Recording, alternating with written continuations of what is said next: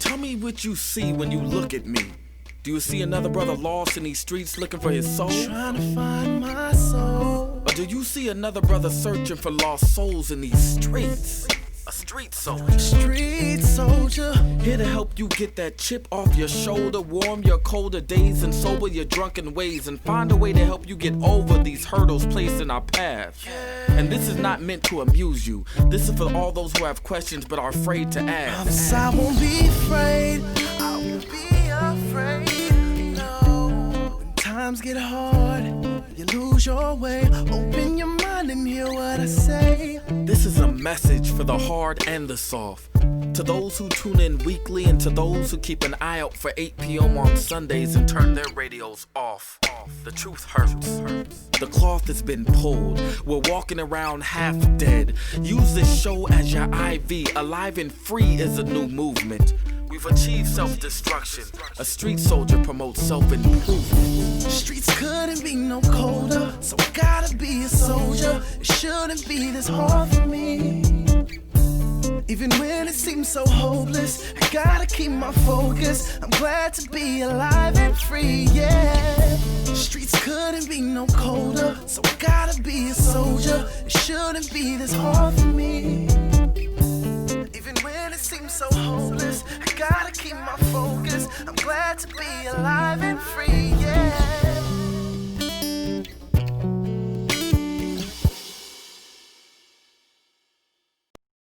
All right, here we go. Alive and Free Radio, Street Soldiers. Tonight we are talking to a new author. His name is Malik Wade. He has written a book entitled Pressure from FBI Fugitive to Freedom. What? I ain't talking loud enough? Oh, he don't need him yet. No, he don't need him. No, he's fine. He's talking to me, us. We can talk to the folks later. They all listen. He don't need any phones right now. Wow.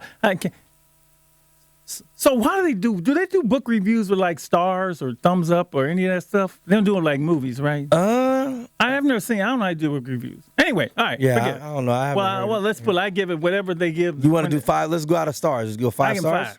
5 out of 5. Yeah. 6 out of 5. Boy, why you do that? I'll give him 6. You gonna give him a 6 out of 5? Absolutely. Ooh, he making 11 on 10, Doc. He already won up. We good. It's a great book. It's a great book. And I get a lot of requests, actually more than I thought I would get, from authors who want to, do their book on the air. Yeah. Just like I get a lot of music from people, put their music on there. And I say, look, I really don't do They music. hit you up too? Oh, man. Wait, well, you work it. I mean, I know they hit you up. You know I get it. I know you get hit up. But they hit me up. I'm like, man, yeah. Because you been here. You got more juice than I do, Doc. But stop. What you mean? Stop. Stop. Don't even go there. Come on, we're gonna leave that alone. All right. And let me just say, number one, read the book. We're gonna get the book. We're gonna get you out there. Yeah. And I have known Malik for a while. And he walked into the office 2 weeks ago, I guess, over to Live and Free Omega Boys Club, and said, "Doc, I just finished the book. I want you to read it." I started reading it the next morning, and I couldn't stop reading it. Yeah. I was done in a day and a half. And I called and said, man, and in fact, I was calling him while I was reading the book. Every time I got it, I was like, man, so you got to come on the air because I really want everyone to know about this book. So I'm going to start by reading, the little writing, the stuff on the back. Pressure is Malik Wade's compelling, brutally honest description of his descent into the underworld, his years as an FBI fugitive, his incarceration, and his ultimate redemption. Wade began dealing drugs in San Francisco. He had made the FBI's wanted list. By 29, he was serving a 14-year stretch in federal prison. In prison, Wade began a rigorous improvement of a program of self-improvement. He would emerge from the darkness of prison a changed man. Okay, and then there's some more stuff that we're going to cover in the book. That's the essence of the book, but it doesn't tell you. There's no detail. It's the reading. So let me start here. First of all, welcome to Alive Radio, Mr. Malik Wade. Yes, sir. Thank you. And having known you, now I know everything. That's how people say, you don't, who's a T.I. that made it me? You don't know me, right? You don't know me, right? Okay, I really didn't know. I kind of knew, but I didn't know. To get all this detail is wonderful, and I want to just say thank you for writing this. Thank you for this, and part of this, but compelling, brutally honest is probably, it is very honest. It is very compelling. Mm-hmm. And I want to say you put your life, on Front Street, as we say. And things. How long have you been home now? That's one thing I wonder. How long have you been home? Exactly. My release from federal custody was July 16th, 2012. So. Okay, 2012. And is he talking loud enough? Because he's a soft. Yeah, you might want to get kind of close up. Until he gets animated, he's probably because he talks in those angles make a difference too. If you can't those dulcet tones. You can put your hand on it too if you just want to get it like. 2016, right? 2012. 12. Okay, 12, so 4 years. 4 years. 4 years. So let's begin this way. You can see how much 5. Yeah, 5. 12. This is 17. Thank you. So, yeah. Thank you. I can't subtract. Okay, so I look at this. I've read the book. I got pages dog ear, and then I went and wrote a whole script. So this is a heavy lift. I really wanted to be prepared because there's so much content in here. Here's what we're going to begin. First, I want to say, and this may surprise some people, this book, I wrote a book, right? First of all, again, to write a book is the most wonderful thing in the world, other than making a movie. And personally, I would put this in front of it, writing a book, having a book, because a book influenced my life so much, right? Mm-hmm. It's just a fabulous thing. However, the difference between Malik and I is I had a co-writer. He wrote this himself. He published it himself. Mm. So before we even get into the content of the book, tell me, what was it like writing, and where did you get the idea? Let's start with that and the whole publish. Because people ask me all the time, Dr. Marshall, man, you wrote a book, man, how I get it published? I said, well, man, I didn't do it myself. I had somebody find me and put all the mechanisms in place for me. But you wrote it yourself. How? With you, it was, once I had conceived the idea to write the book, I just came up with a very meticulous and methodical plan. I started to write and methodical. I started to write an actual business plan on everything that needed to be done. I did a extensive amount of research on the self-publishing industry. I went, like they say, I reverse engineered it. First, I studied the self-publishing industry itself, and then I started to study the different facets of actually writing a book. Wow. And then from that point on, I just I started to write. I get up every day. I get up about 4:30, and between 4:30 and 5, and a little bit after 5 o'clock in the morning every day when it's quiet outside, when it's peaceful and serene, I write. Mm. How long did it take you? This book is what, 200, almost 300 pages, 260 some pages. How long did it take you to write it? To write the book took me a little over a year. That's not long at all. That's not. Really? Was it something that flowed out of you? Did you get, what do you call it? What, writers, what do you call it? Block? Yeah, at some point. The way it reads, it's. No, it definitely was. It wasn't easy. Although I didn't have any writer's block. Mm-hmm. When I get up in the morning, my mind is probably at its most crisp point. So the words, they kind of flow pretty smoothly. So I didn't really have a lot of writer's block. I would write every morning for 3 hours straight. And pretty much I would. 3 hours? 3 hours. 3 hours. From 5 to 8 o'clock every morning for a year. Mm. Damn. Oh. No, that's all you would-be authors out there, we hope you listening, right? This is what it took to put this together, and he wrote it himself. Yeah. Man, is there a point where you ever got again, not so much writer's block, but like, am I going to finish this thing? No, you got this never. I'm not. I'm a pretty resolute guy. I'm a pretty disciplined, focused guy. So once I started the project, I knew that I would finish it. And then they came to the publishing piece, and you had done your research on that. It's funny. Did you actually do that before you went into the writing of the book because you knew you were going to self-publish? Yes. So Right off the bat, I knew that I was self-published, so I studied the self-publishing industry as a whole, almost simultaneously as I was writing the book, but I studied the self-publishing industry, all of the ins and outs, because I knew that I was self-published.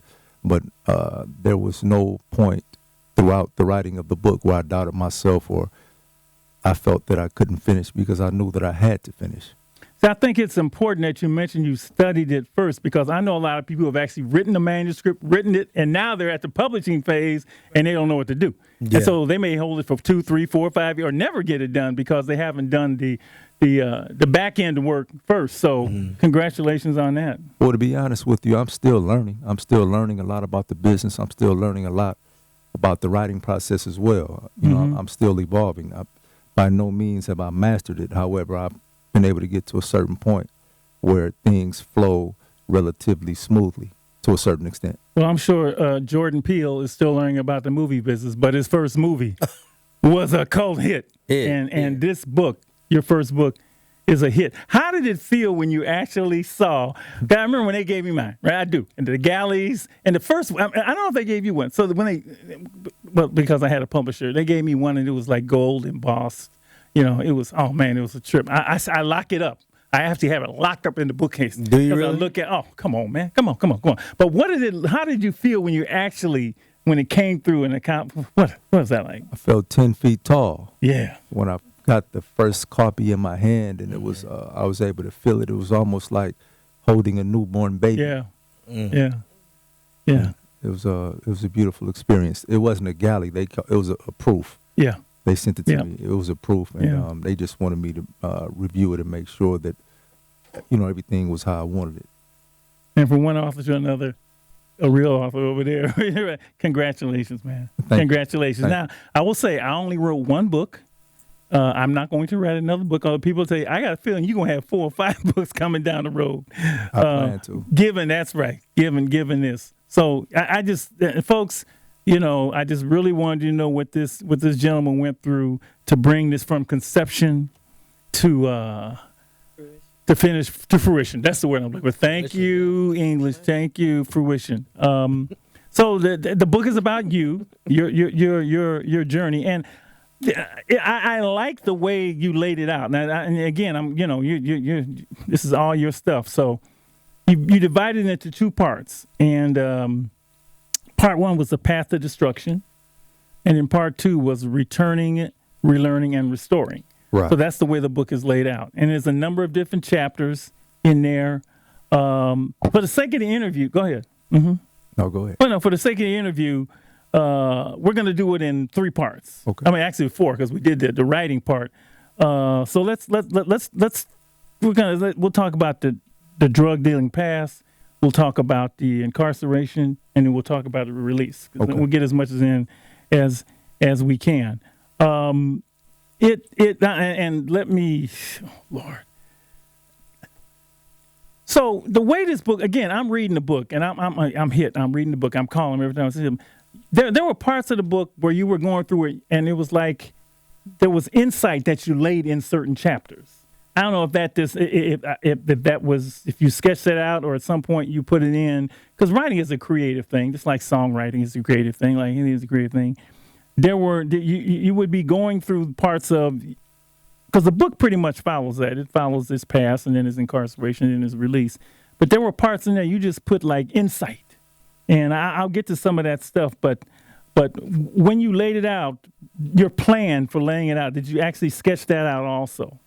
Yes, I knew that I wanted the book to read in chronological order. Mm-hmm. So I started with an outline, and then once I started to write, I would use that outline to make sure that my thoughts flowed in accord with the outline.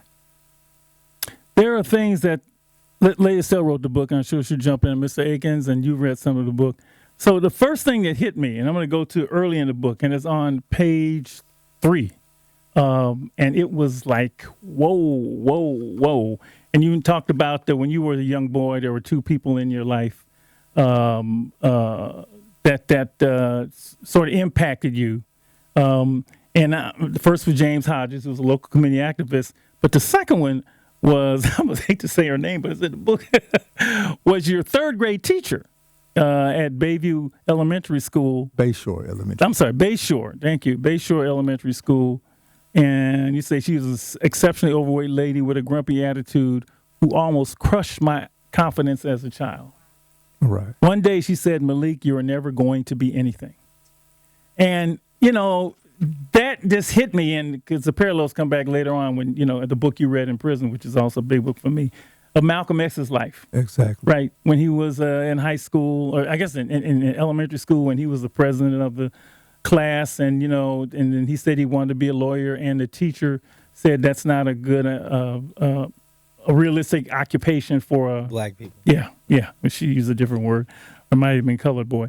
But early on, and we see that when we work with young people, it's almost like the crush. I mean, did that at that moment, was it just as a little kid, or was that something you reflected back later on in your life when you heard those words, or did they actually just have any impact on you at that particular point?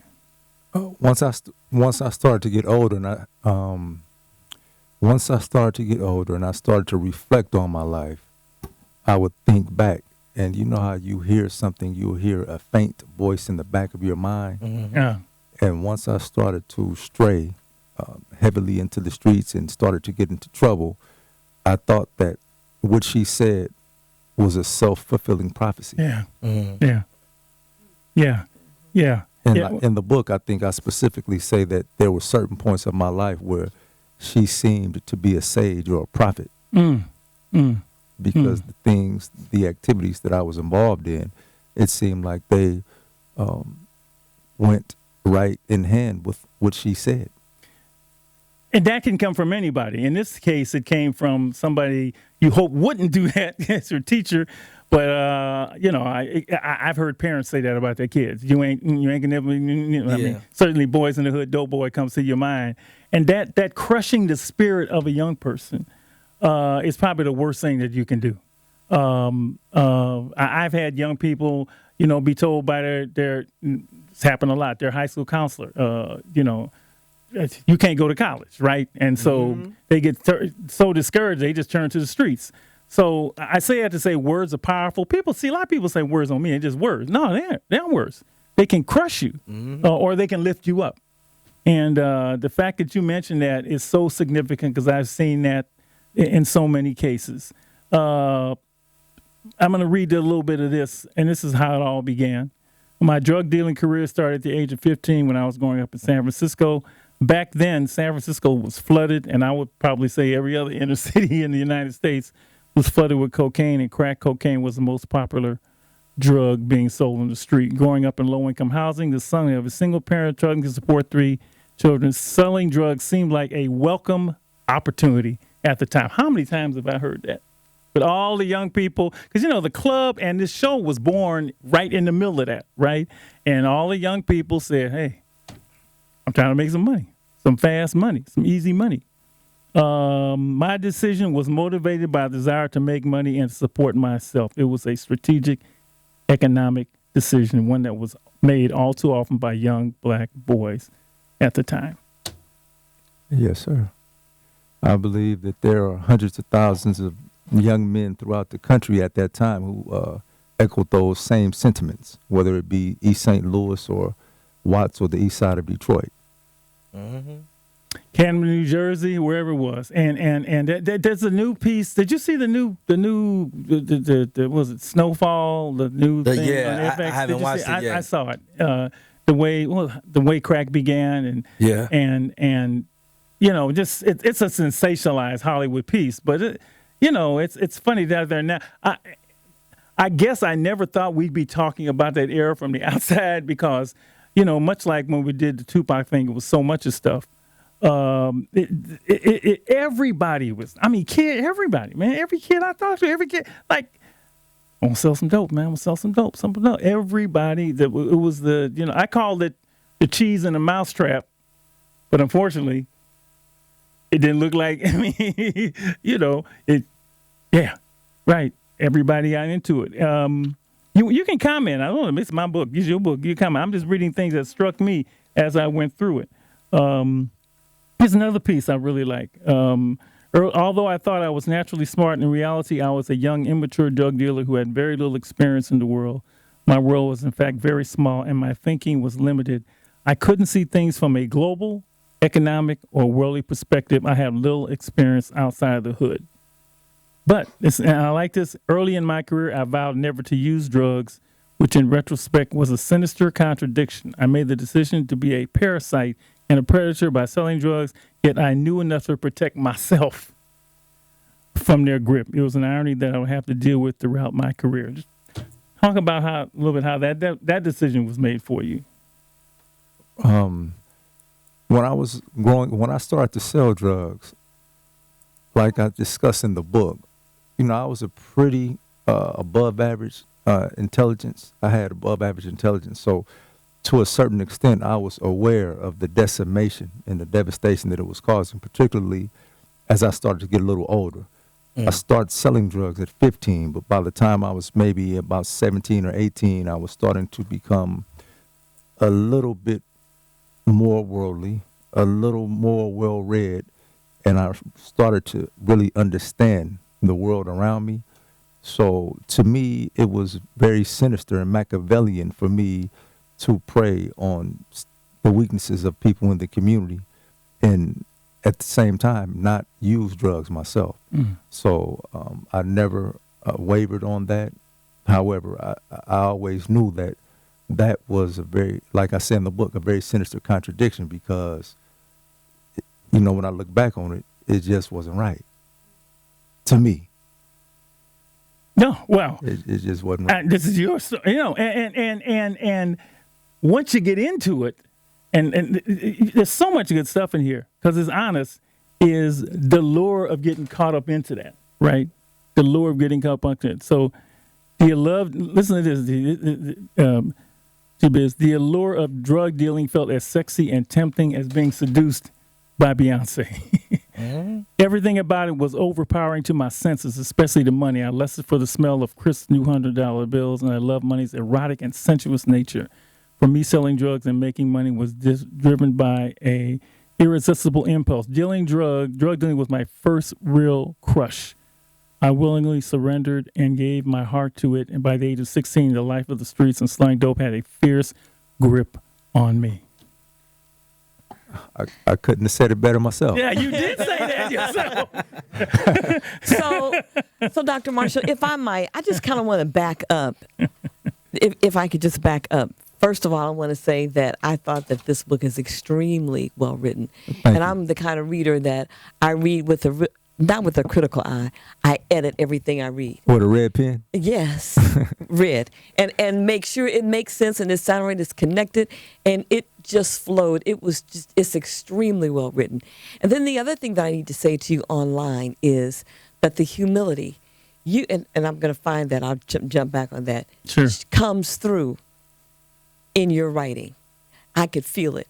But I'm just going to go back. I want to read the part in the beginning where you say, and Dr. Marcia, if you said this, I'm just going to say it again because I missed it. My story is a human story. It touches on did you read that part? My story is a human story.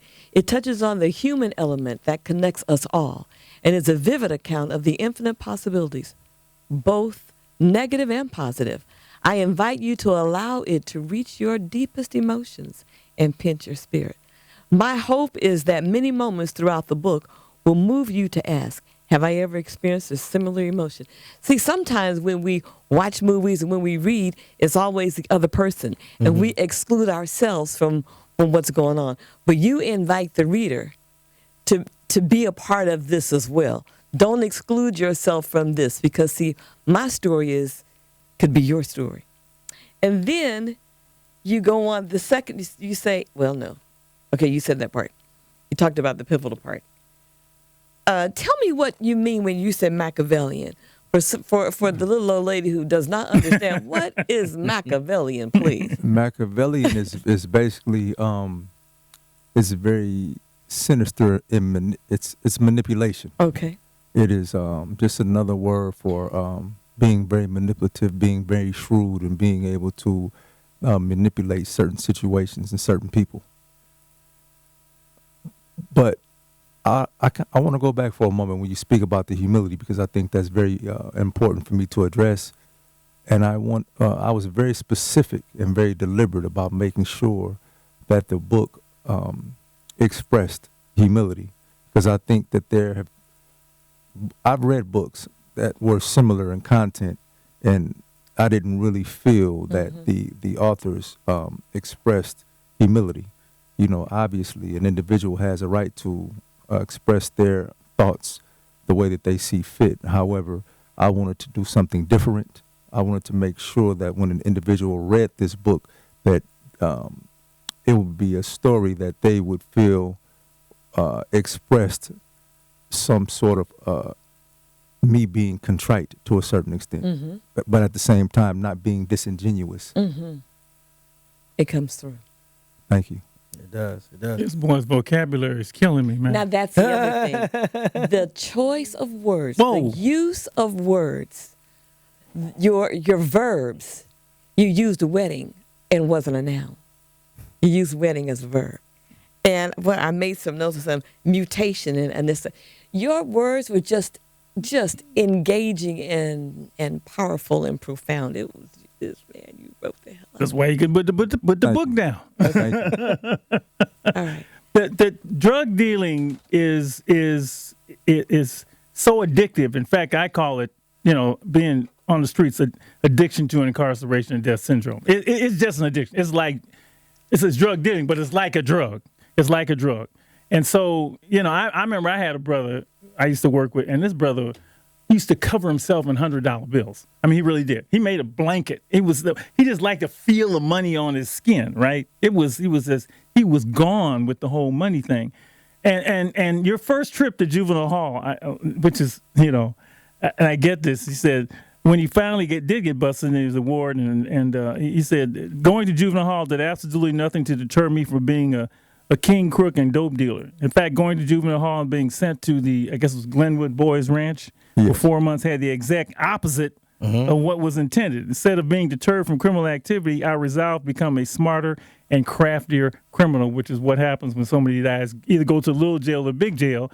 They actually become more determined criminals than they were when they went in.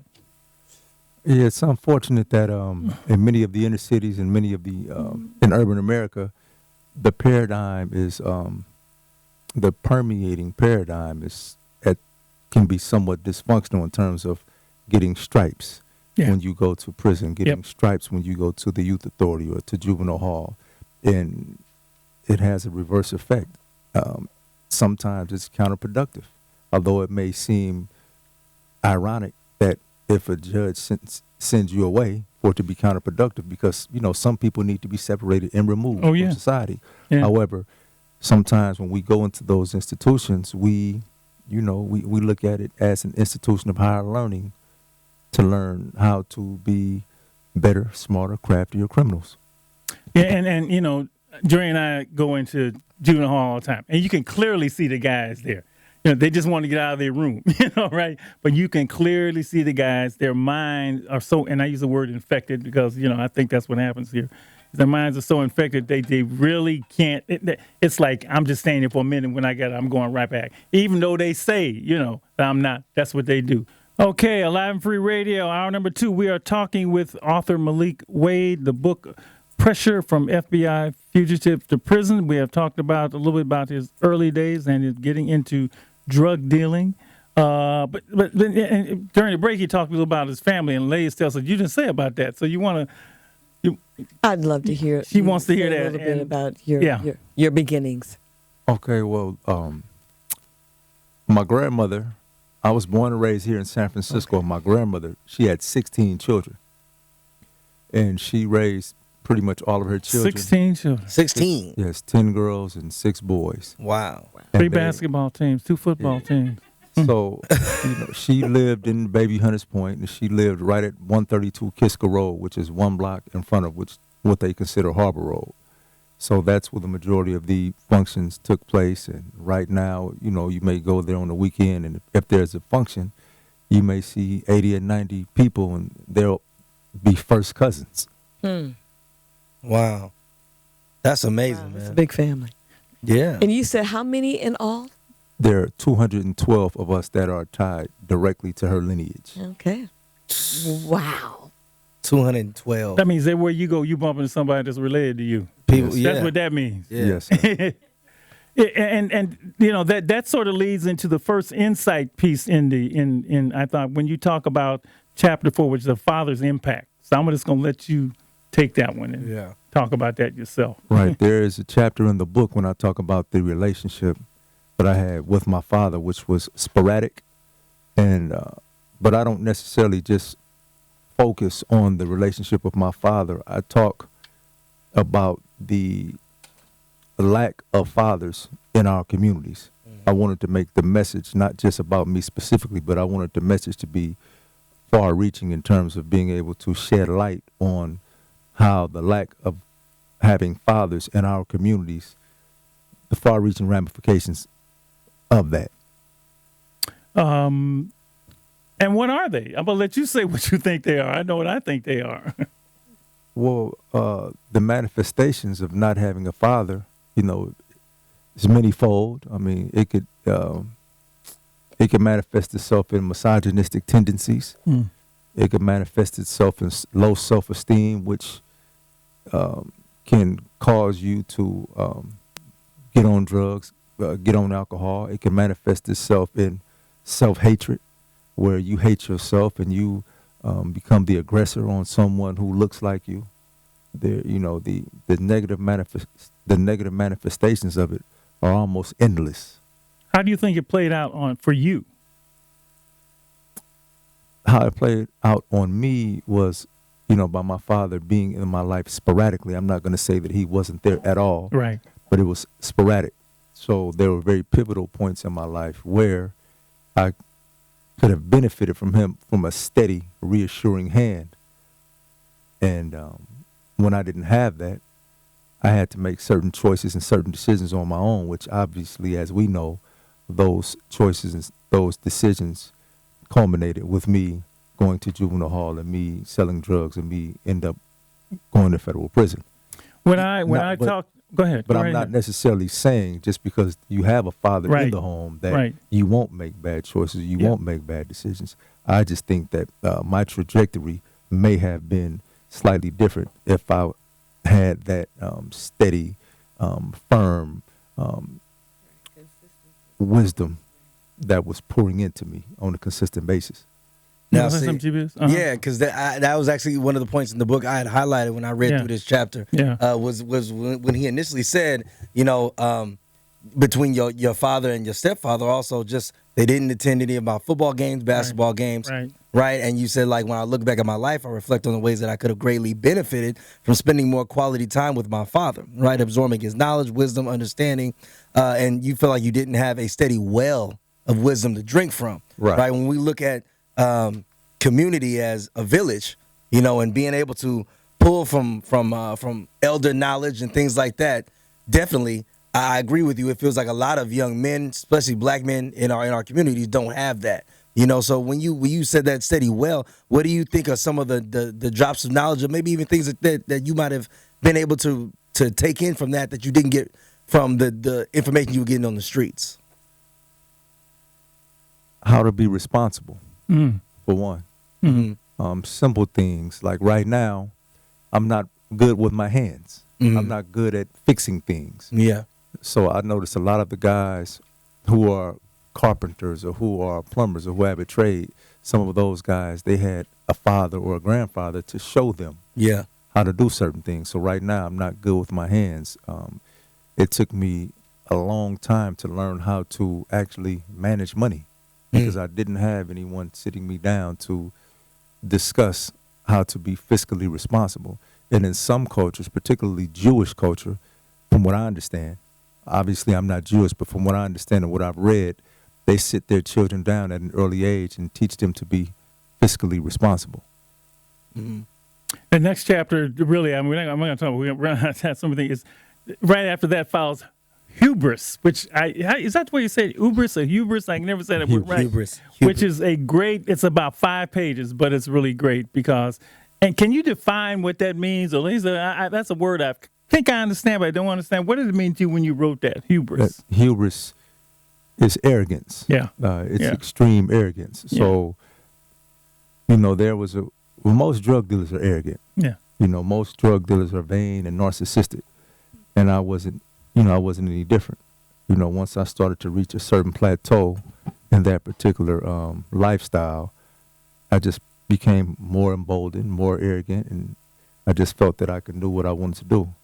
So I wanted to have a specific chapter to talk about how me being arrogant could have cost me my life, could have gotten me killed, could have gotten me an additional life sentence, because that particular chapter, I think I wrote it, I was already facing a life sentence. Yeah.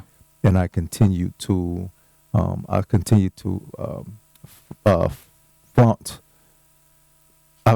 flout the feds. I continued to sort of taunt them by continuing to sell drugs in different states while I was already fleeing a life sentence. Yeah, some of the decisions you made, what's the saying, pride cometh before the fall? Mm-hmm. Yes, sir. Then the fall came, and then there was the next part of the book is all about basically flight. Running from the feds, going from Pittsburgh to Minneapolis to Los Angeles. He said, read the book. To Los Angeles right. And back, all of those Even things. Canada. Eventually going to Canada. And 7 years on the run. That was like, woo. You talk about that.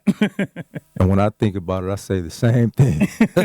I just shake my head, and I don't, ultimately I know how I got through it, because I believe that there's a covering, and I believe the law governs all events, and I believe in a deity, which some people call God, etc. So I believe that I was covered to do the work that I'm doing now. However, I was a fugitive on the FBI's wanted list for 7 years. I was indicted in April of 1993, and I got arrested almost 7 years to the day, April 12th of 2000. So being indicted by the FBI, particularly my charges, because I was facing a life sentence. And a lot of guys in a sort of ironic, twisted way, when they talk about the time that they faced, they talk about it sort of as a badge of honor. However, my best friend at the time, he had received 27 years. And once he was sentenced to 27 years, I had already fled the country. So I was able to communicate with him. And my charges, I had a copy of the actual indictment and a copy of the trial transcripts. And my charges, they were worse than his charges. I had a couple of additional charges. Wow. So if he received 27 years and my other friend received 22 years, I knew that the minimum I would be facing was a life sentence. And that's a very, very scary thought. That's a very frightening thing to face, going to prison for the rest of your life. So I fled the country, and I stayed out of the country for as long as possible until the FBI started to pursue me outside of the country. So for 7 years, that's how I lived. You talking about looking over your shoulder? Yes, sir. Man. Every moment, every day. And it's chronicled so well in the book. And what a lot of people don't understand is when you are indicted by the FBI, the indictment doesn't go away. There is no statute of limitations. Once you're actually indicted, you run until you get caught. The indictment doesn't go away. As we know, the FBI, they have more time than you have. They can be patient because you'll make mistakes. You'll get mentally fatigued. You'll get tired. You'll make phone calls. And they just sit and they wait. So basically, I lived for 7 years like a person who was diagnosed with stage 4 terminal cancer. And knowing that I would die, but not knowing when I would die. I knew the charges weren't going away. My best friend, he was serving 327 months in federal prison. I knew, I was in communication with him, so I knew eventually whenever I got stopped in the airport or whenever I got pulled over, that in my mind, I was hoping to get 30 years. I was hoping that if I can just get 30 years, at least I'll be home one day. Wow, I'm sitting here compelled. Guys did not notice. I know they didn't notice. And I know They had no idea, and it's come through later, of the war on drugs. They had no idea about 13th. They had no idea of the new Jim Crow. They had no idea of 100-to-1 crack cocaine had sentencing. They had no, when I say the cheese of the mousetrap, I knew it was a trap. I mean, I knew it was a trap because I just, maybe it's because, I saw cheese. Nothing comes that easy, right? But I also know cheese is what draws the mice into it.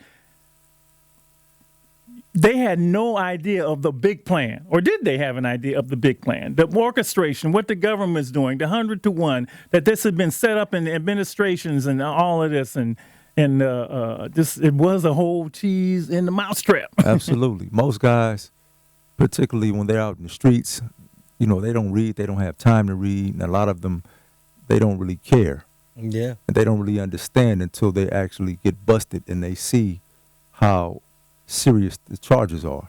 So prior to going to prison, I was sort of different as far as a drug dealer because I was pretty well read prior to going to prison.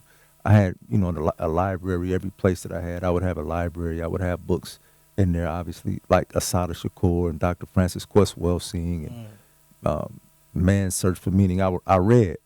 However, I didn't really understand the all of the ramifications of the drug laws until we actually got indicted. And when we got indicted, and when I went to see my lawyer and he told me that I was facing a life sentence, it just, you saying to yourself, what a life sentence?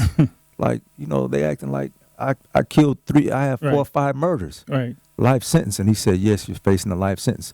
I believed him, but a few months later, once my co-defendant got sentenced to 27 years, and I had the trial transcripts and a copy of my indictment that said that my charges were worse, obviously it was serious. And I knew that the FBI and the government, they weren't playing, and they weren't playing with me. So even when I was a fugitive, I would go to different law libraries, whatever city that I was in, whether it would be Minneapolis, Minnesota, or Calgary, or Edmonton, or Winnipeg, or Canada. I would send off for books to read and study the law, although there is very little I can do, but I still wanted to have an understanding of what I was facing. So once I actually got arrested, the very first day I went to court, I pled guilty to 15 years in federal prison. And I'm thinking, if this had been powder cocaine, you would have got what? 5 10 max. Goes 100-to-1. So I mean, the same drug, but all of this have been orchestrated from on high, and brothers running around don't know that, right? They don't know that there's it is a huge trap. It's even bigger than the trap. There's the jail trap, and then there's there's the super predator trap. There's all these traps that are laid that they had no.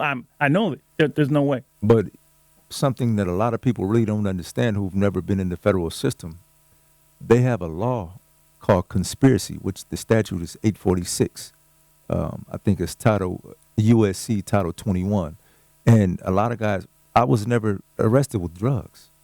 I was never arrested with the drugs or money. And I'm not saying that I'm guilty. Right. I'm not saying that I wasn't guilty. Right. I take full responsibility for, what I've done. However, a lot of people don't know that they have laws, conspiracy laws, where you don't have to be arrested with any drugs.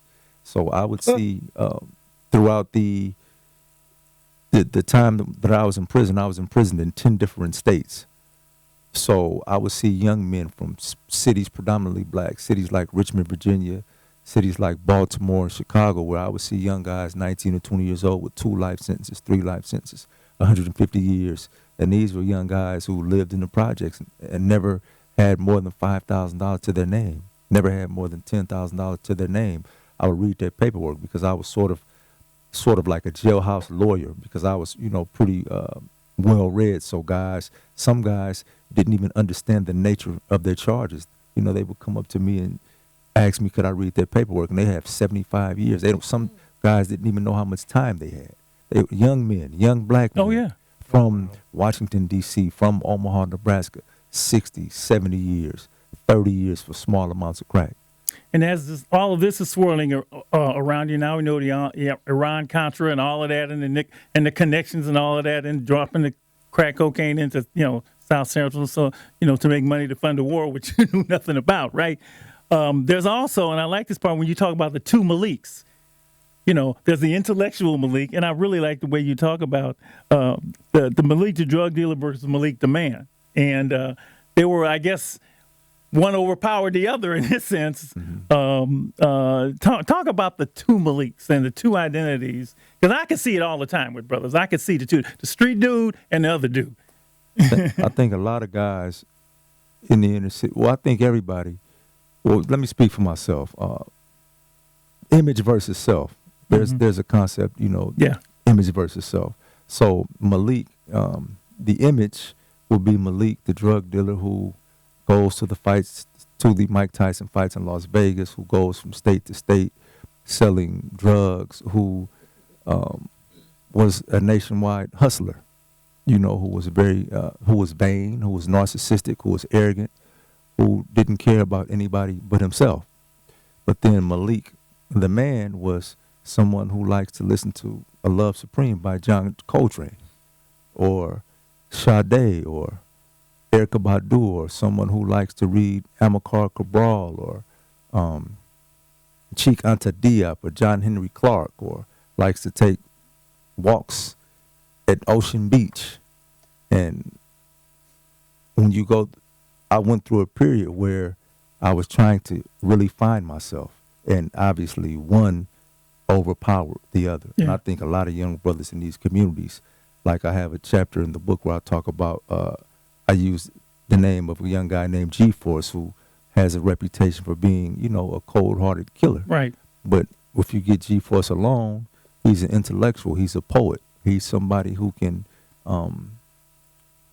express himself in a philosophical nature. But then when you put him in a certain environment, he can be a murder machine. And in many ways, in starting Alive and Free, starting the Boys Club, and then working with a bunch of young Maliks, that's what I saw. And maybe that's because I had them when they were in school, and I knew them, that side of them that they showed me in the classroom, and then there would be another way on the street. And I don't think people even know that side exists. They certainly when in the street, that's the side you don't show.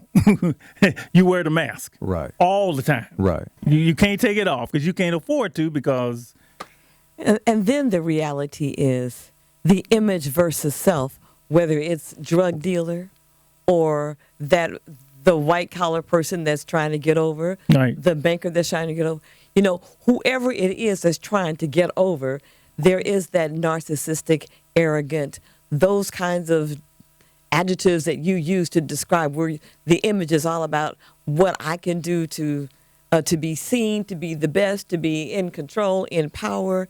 It's not limited to drug dealing. Right. And then recognizing who that individual is, because we lose ourselves to the image that we're trying to create based on the motivation.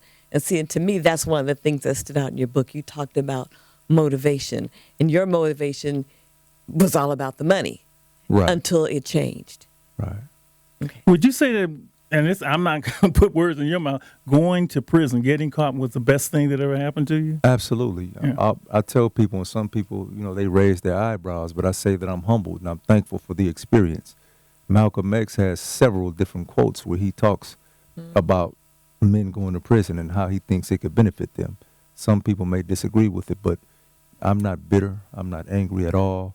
I had an opportunity to really get in touch with myself. I had an opportunity to learn how to meditate, how to breathe, how to, you have reading and then you have reading. I learned how to read in prison.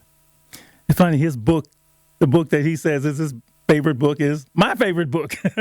The book that impacted my life so much was what I run with the autobiography of Malcolm X. And right, I just wrote some of the things down. You talk the learning patience, training your mind, reading, discipline. The prison, you wrote, it was a mental struggle. It's mental warfare. And having, not being in prison, but going to visit guys and talk to guys in prison all the time, it's set up for you not to get. I mean, how many times have I said this? Most guys in prison do time, they don't change.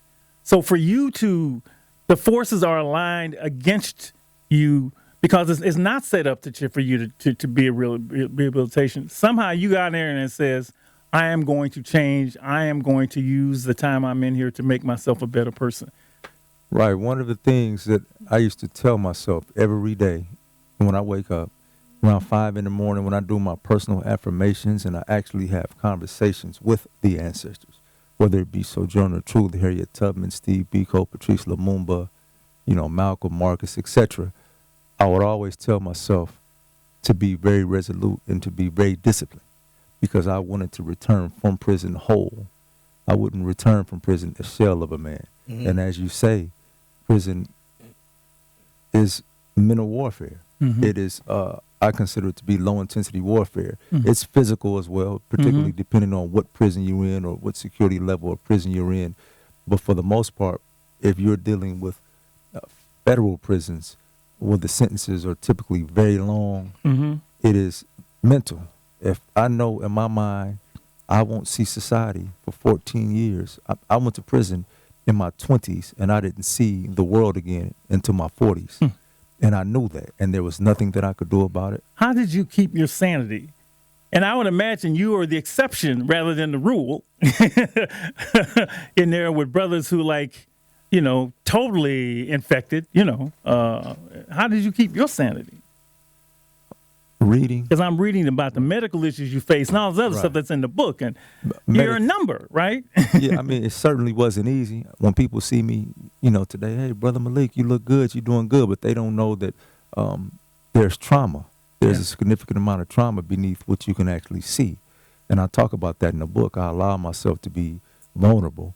And the definition of trauma, as I understand it, is a mental or physical injury. So you can't go away to prison for that amount of time and not be traumatized to a certain extent. So there was trauma, however, with steadfast prayer, meditation, and reading, and physically working out and doing the things that brought me peace and tranquility.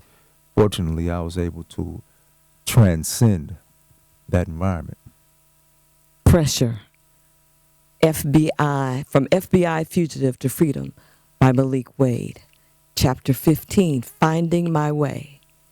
Over time, I started to learn some very valuable lessons from my prison experience, such as sacrifice, patience, and humility. I had to sacrifice time with some of my friends who continuously wanted to partake in criminal conduct inside the prison while retelling old war stories about past criminal misadventures. I also had to learn patience. I learned that it would not be easy to change my negative ways and unhealthy mindset. It was hard to break habits such as using foul language and cursing every other word, and hard to stop being suspicious and cynical of everyone at all times, and hard to not view everyone as my enemy. It was also difficult to shed my disrespectful tendencies and negative views towards women. I had to learn discipline. I developed a routine of consistently studying every day at the same time. I disciplined myself. I tried to train my mind to think positive instead of being negative and pessimistic. That is From Pressure, FBI Fugitive to Freedom, Malik Wade. Malik is with us. He's been talking about the book. Malik, one of the young men you met in prison was a gentleman named Young Gino. And I'm going to go right to here because the two of you developed a relationship. And here you say, over the course of 2 years, I saw a gradual but total transformation in Young Gino. And I started calling him the young hood philosopher. As he started to soar above his peers, he began watching less and less television and doing more reading. When it came time for him to be released, I was confident that he was ready. Ultimately, my prophecy came true. When Gino got out, he immediately enrolled in community college. Within 2 years, he graduated with his A degree and a 4.0 grade point average. He was subsequently accepted to UCLA on a full-ride academic scholarship, appointed to a prestigious chairmanship of a campus organization, and accepted to law school. When I read this, I saw Young Gino. I know who that is. I'll call you right after that. That is Asani Shakur, who is right here in the studio. Asani, come to this mic. And I mean, you talk about 6 degrees of separate. I knew it as soon as I read it. I called him. I called him Saturday afternoon. Now, that is just amazing. I mean, and the two of you met in the joint. Yeah, we met inside prison. Asani, you just talk. I'm blown away by this. Well, for me, it was a pleasure meeting Malik. I remember the first day I met him.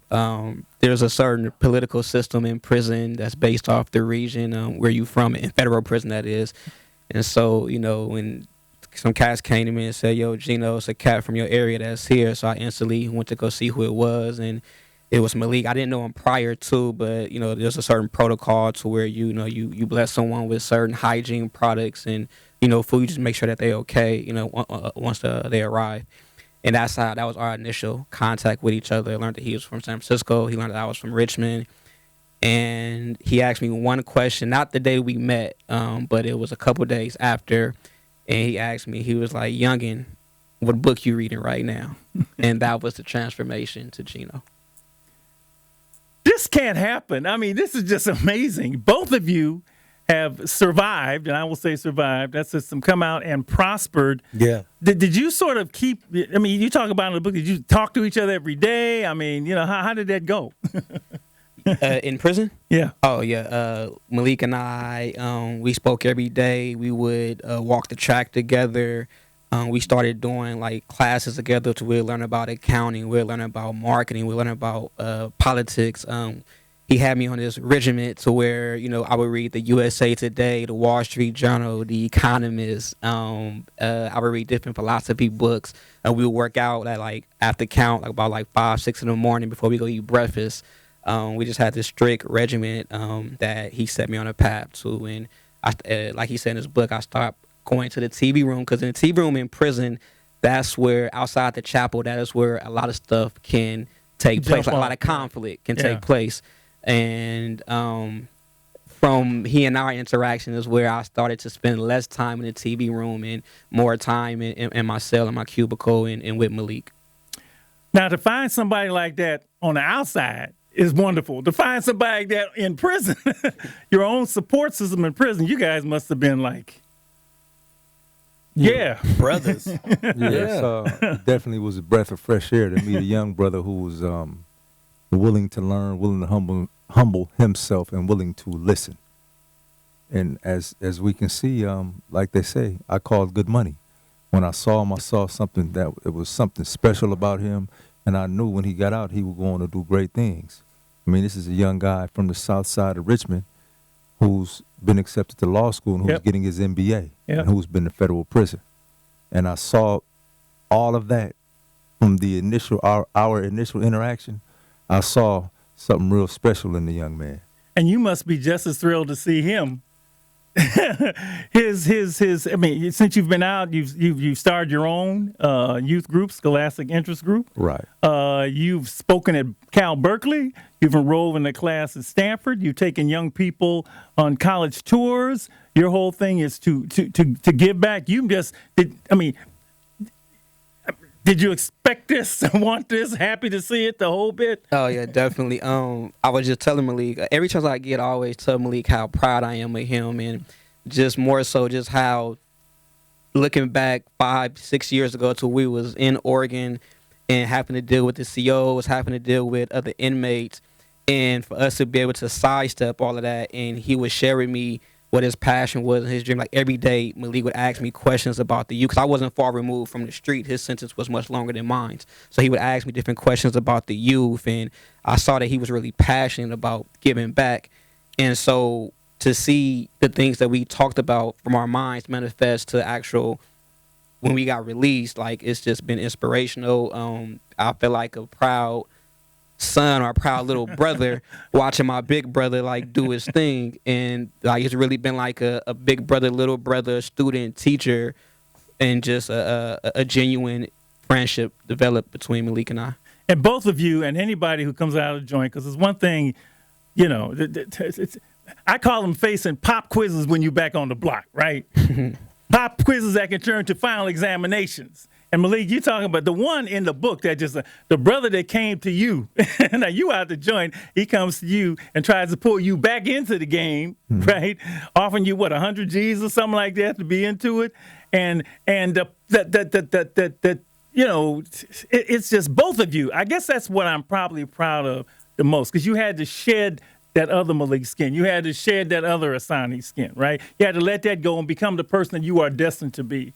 And I guess more than anything, I'm proud of you, because if you don't, most guys, like I said, most guys go to prison, they do time, they don't change. You two have changed, or actually become the little boy with that moral compass that you were from the beginning. And I just got to say, man, that I'm proud. I'm just unbelievable. Thank you. I'm humbled and I appreciate it.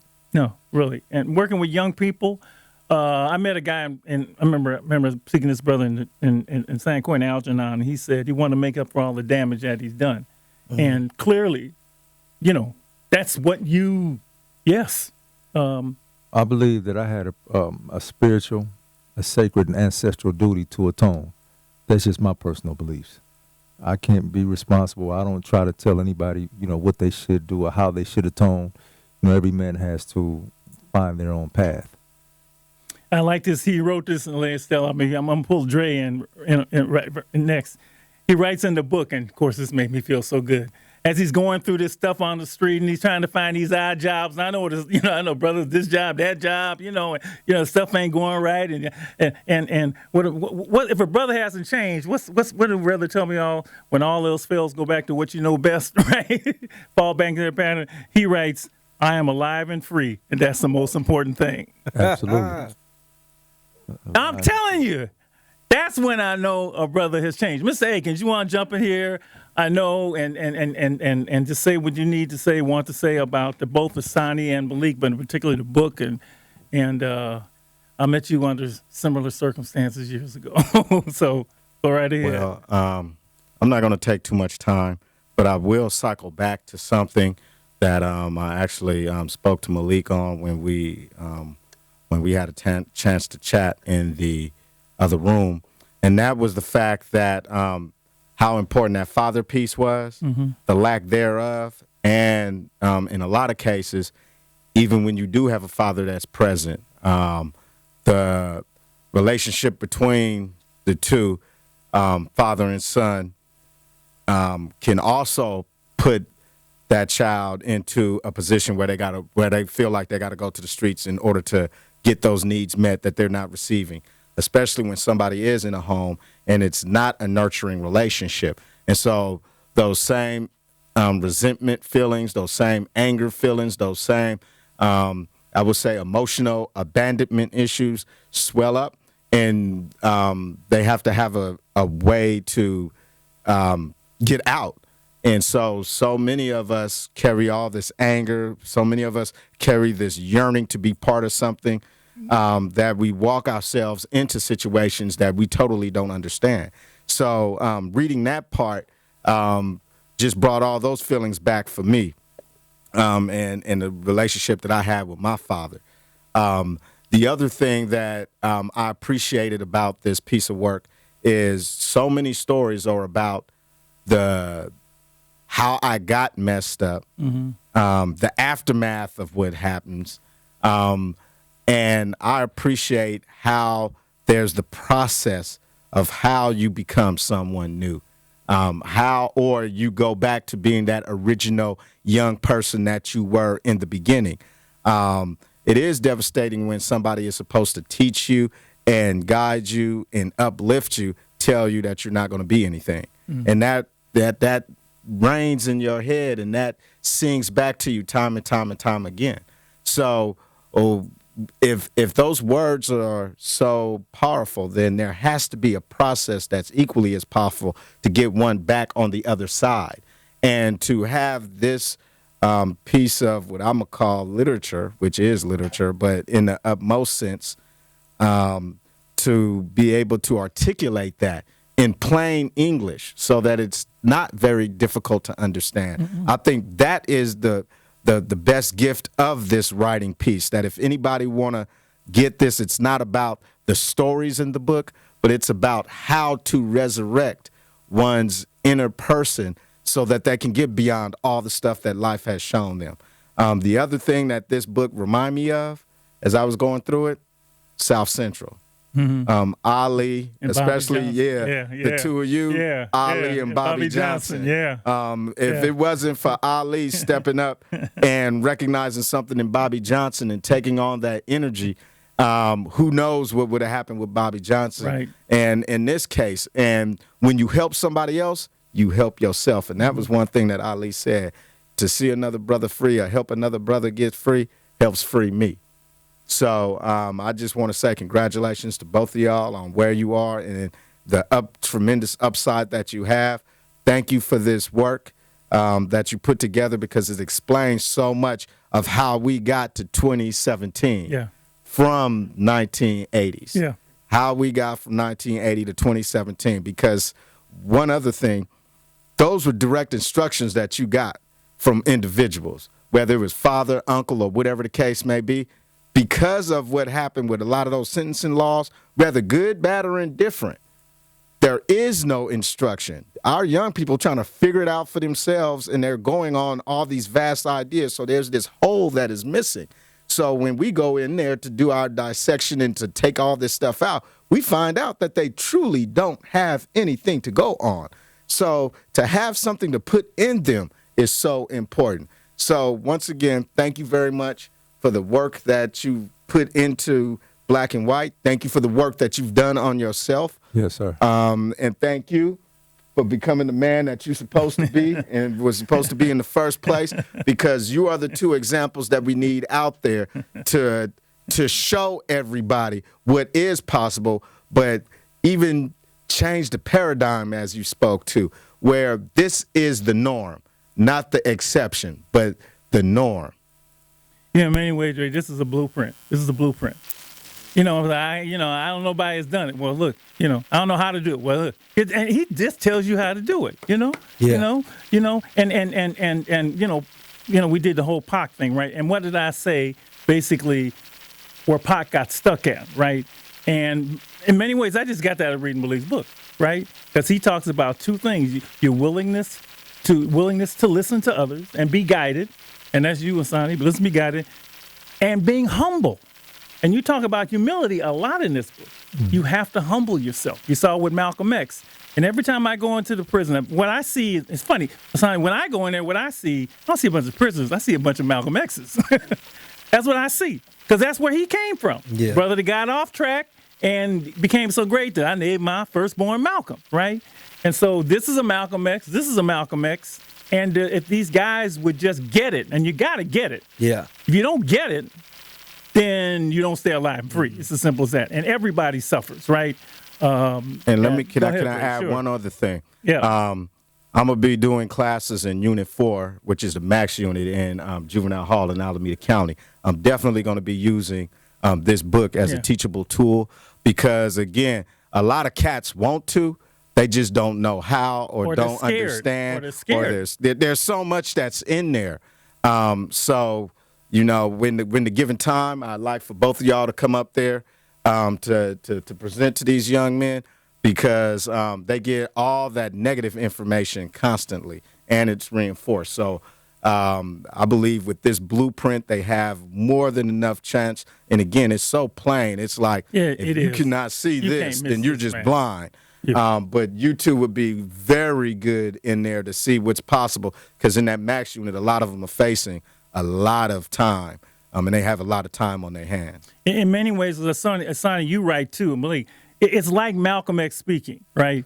Malcolm X's speech, it was different from Dr. King's. It was like, you got it. It was plain. And he used big words, right? Malik, his diction is impeccable.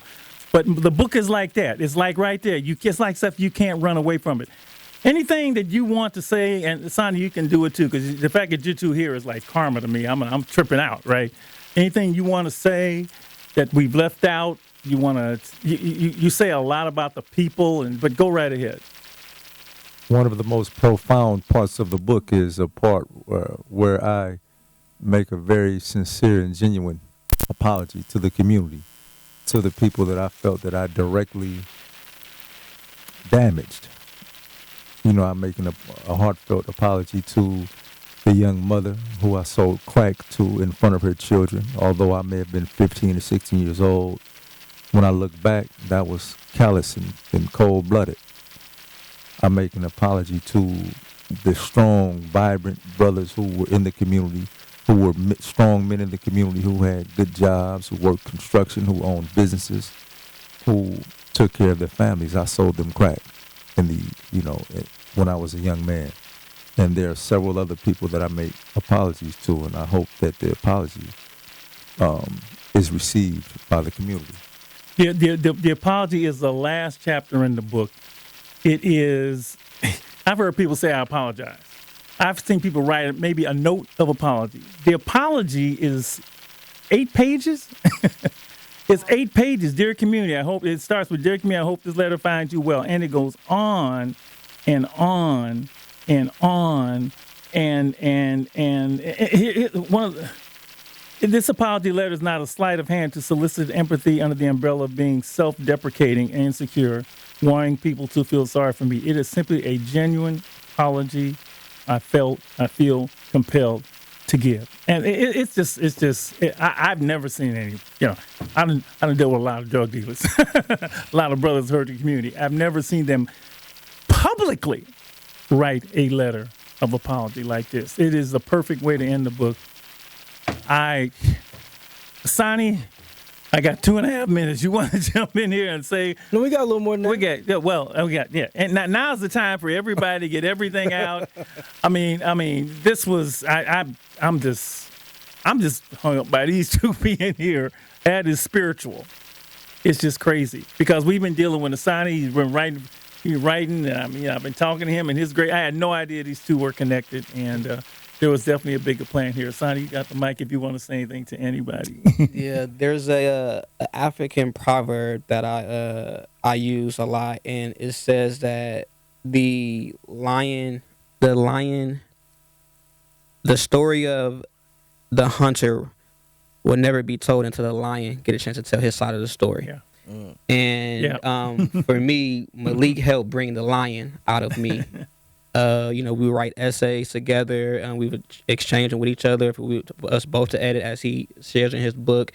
And I was a young, hungry kid that wanted to change, but I had a character that was created growing up in Richmond, and Malik helped me get away from the character that was created in the movie of Richmond and helped me to become who I was destined to be. So I always give thanks to Malik for that and the importance of mentorship. And Malik, he understood that it go both ways, as he said in his book. I didn't even know that he thought of me that way, that I was a teacher to him. And that was humbling to me to hear. And since I keep that, and I do a lot of mentorship with the youth and whatnot, and I always keep that in perspective to also learn as I'm teaching as well from the youth. And he's helped me become a better father. He's helped me become a better king to my queen Jocelyn. He's helped me become just a better man in general. And like I always give thanks to Malik for that, because he helped to along with other people, just equate to a whole person. So again, I'll publicly say again, as I said before, thank you, because you helped me stay alive and free, because I was hot-headed in prison. I was young. I was on my Richmond hype, and you helped me sidestep that. So again, thank you. I appreciate it, little brother. And that's the way it's supposed to be, right? That's the way it's supposed to be. This is the village. This is the village. This is the way it's supposed to be. We're all supposed to look after each other. We're not all related, but we're all family. Mm-hmm. And we say it all the time. And this is wonderful, man. There were times I thought that period would never end. And in fact, you've heard me name, just as coming out of slavery, it was Reconstruction. Mm-hmm. I have myself named this, and I can't remember the word now.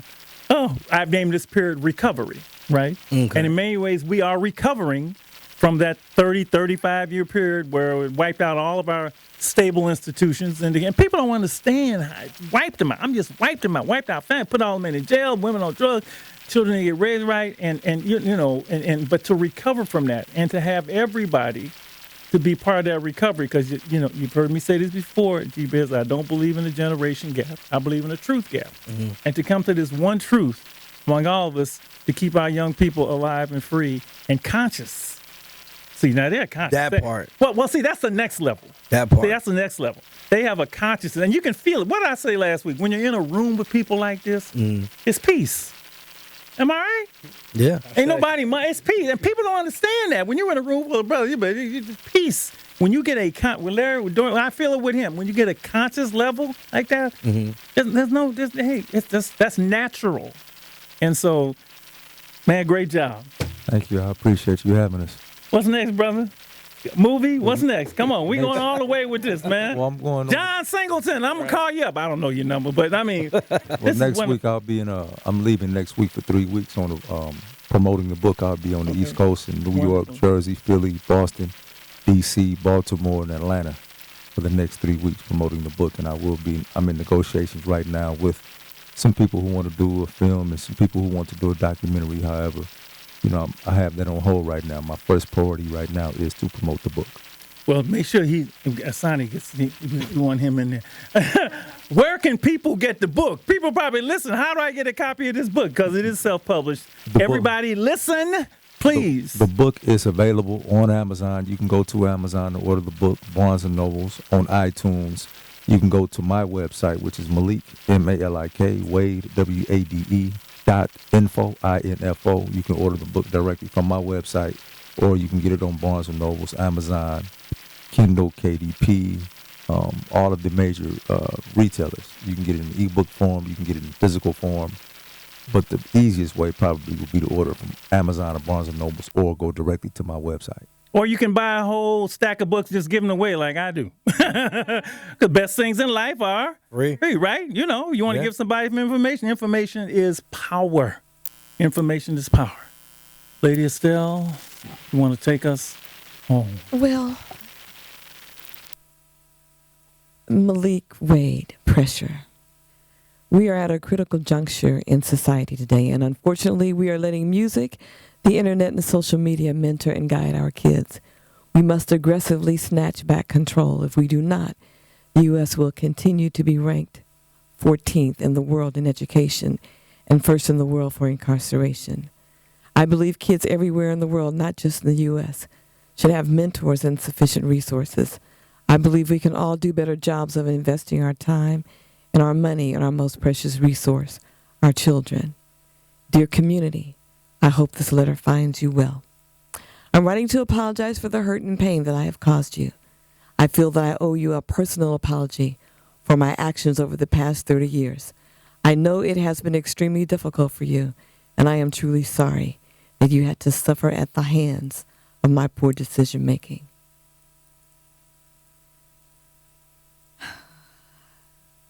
Wait a minute. Stay with me. I apologize to that woman and her children. I apologize to the mothers and grandmothers who would give me mean stares and dirty looks of disapproval. I ask for forgiveness from my mother for the pain that she experienced visiting me in juvenile hall, coming to see me in federal prison. I say sorry to the young men I left to fend for themselves in the community. To the women I tricked and manipulated, I apologize to the fathers to whom I sold crack. This apology letter is not a sleight of hand to solicit empathy under the umbrella of being self-deprecating and insecure. To Malik, Wade, and Asani, we celebrate you, we thank you, we lift you up, we encourage you, and we just want to let you know that we appreciate you. I don't know what to say. I am just, thank you.